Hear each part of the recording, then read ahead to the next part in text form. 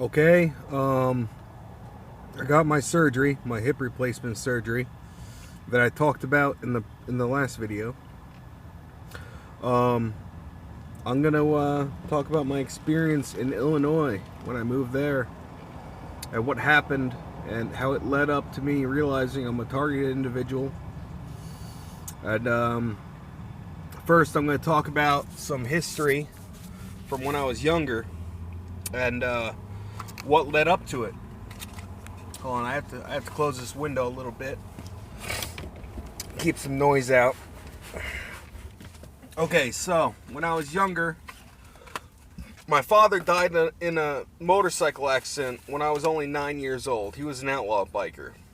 And my mother left him when I was only an infant. So I didn't know him too well, but he was an outlaw biker. That's going to matter in this story. It's also going to matter that I had chest pain when I was a kid a lot. I had very bad chest pain. Just keep those things in mind as I go on with this story. So, in the last video I said I met a girl in Illinois. We hit it off on the internet and I moved there. Shortly after I moved there, a man with a clipboard came to the apartment and asked me my name. I said, "What is this about?" He said, he wants to ask everybody if he knew somebody that applied to be a police officer. And he was very rude to me getting my name. And I gave him my name and he walked down the stairs, walked out of the apartment. That was the last I ever seen of him. I used to go fishing sometimes, and I went night fishing a couple weeks also after arriving in Illinois, Ottawa, Illinois. I went night fishing. There was a man sleeping on a table under the gazebo by the river. And he came up to me with a cane and he said, "We're going to kill all the pedophiles." And I said, I thought to myself that was weird for him to say that. And he kept saying, "I'm going to kill all the pedophiles, me and my friends." And he showed me, he was in his 60s probably, and he showed me a picture of a girl. And he said, "This is my girlfriend, she's 18. And I was in my early 20s, and the last girl that I slept with before I moved to Illinois was 18. So I thought that was quite weird. I felt like maybe he was calling me a pedophile because of that. After that, for the 10 years I lived in Illinois, I seen him walking down the street. Whenever I left the house, I would often see this man. At this point, I thought I had bipolar. I was taking medication. I had applied for disability for my bipolar disorder. I thought something was wrong with me, as I said, because my last girlfriend gaslighted me so much, and because I was always losing jobs without understanding why I lost my job. Sometimes I would get fired without them telling me why, and all sorts of things like that. So, years went by. I had dry eyes in Illinois. And I went to this I had no medical insurance at the time, and I went to a free clinic. He said I might have Sjogren's syndrome. Then he took that back at the next appointment, said I do not have it. He was gaslighting me, and he gave me prednisone. This doctor gave me prednisone, and I was on it for about 4 or 5 months. A couple years later, I had hip pain that came on within a day or two. Such severe hip pain, I went to the doctor. They said I have a vascular necrosis and I need a hip replacement. First, I had core decompression surgery and it was a failure. And then I had the hip replaced.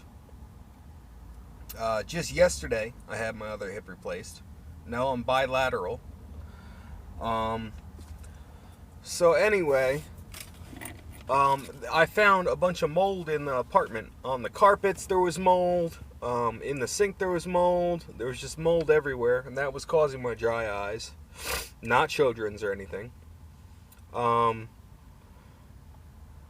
Eventually, my computer started being hacked, and they would delete the operating systems. They would delete Windows. I tried to install Linux. They would delete Linux. This went on for over a month in Illinois, deleting my operating system. Since I wanted to make a good password to try to make them stop, I looked up Edward Snowden on YouTube and the word password, and he mentioned something called gang stalking. So naturally, I typed that in and realized I was being gang stalked. Also, some of these gang stalking videos mentioned microwave weapons and RF weapons. And at that point, I said, I'm being hit with these directed energy weapons and I'm being gang stalked. I couldn't stop the hacking, by the way. I also found a BIOS level keylogger. They ruined my motherboard. So I really got nervous because my girlfriend at the time had left me for somebody else and I had been sleeping on the couch. I contacted a friend who I was friends with on the internet for over 10 years. I contacted him. I knew him for 10 years on the internet. And I said, I'm being gang stalked and I'm being hacked and I'm being hit with some kind of RF weapon. Can I rent a room from you in Florida? So he said yes. And at the time I had fungus all over my feet, all over my hands. It was sprouting out everywhere. I didn't realize I was being microwaved yet, I took off and I went to Florida. And he wasn't quite who he said he was. He was a completely different person. He didn't like the things he said he liked. He was very distant when I lived there. Also, the gang stalking got worse when I arrived in Florida. The hacking followed me there. They were deleting my operating system, and they were modifying search results to have I would type in the term gang stalking, and it would come up with pedophile websites and child pornography and fucking what else? Oh yeah, also they like to taunt me with amputees.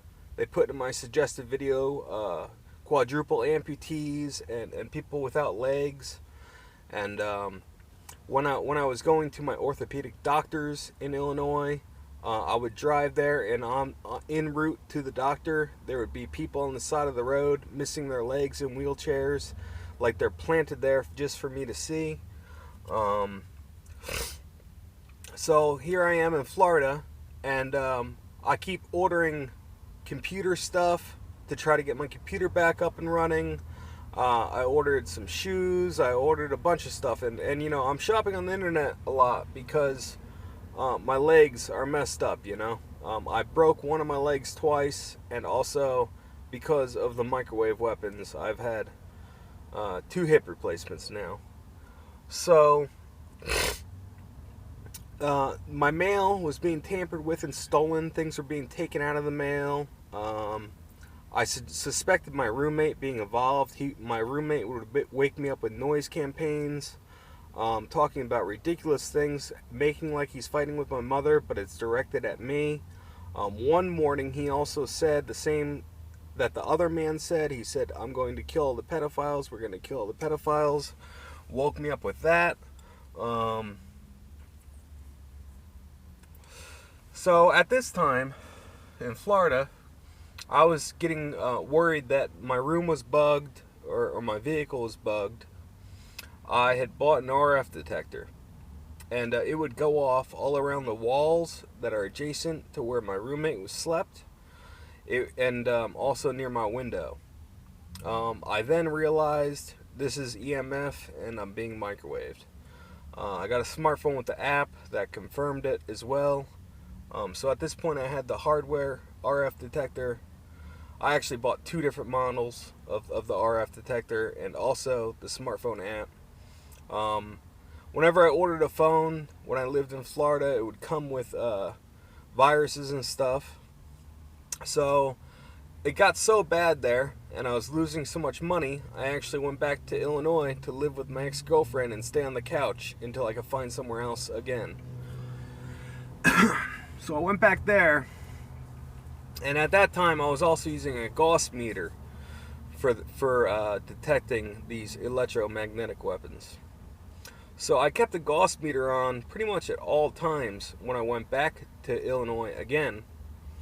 And with a compass, the RF detector, and the Gauss meter, I realized it didn't matter where I went in the apartment. This person would turn this microwave on at any time in the apartment.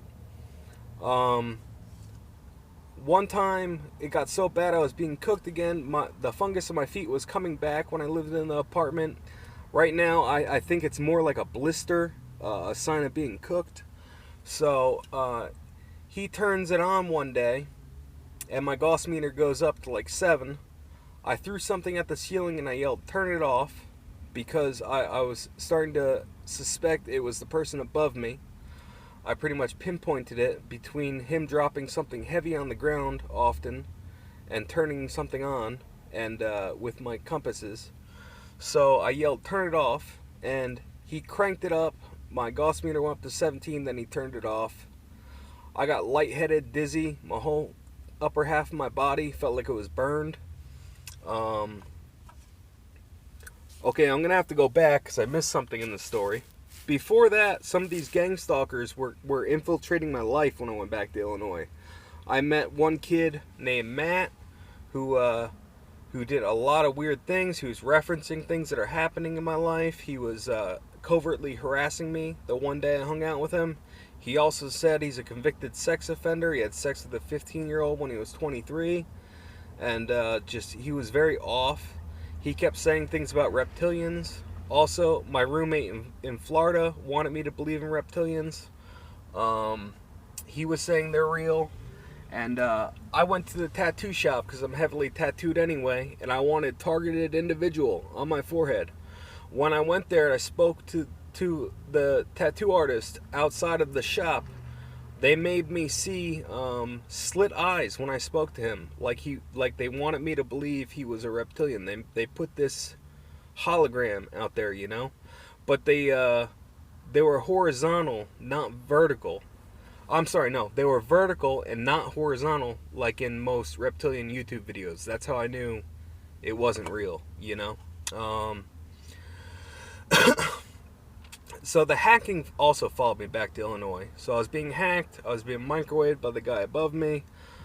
In Florida and Illinois with my CC308 Plus RF detector, I was getting circular areas of signals, circular areas that were about a foot in diameter, and I later found out they were masers. That's MASERS, masers, microwave lasers.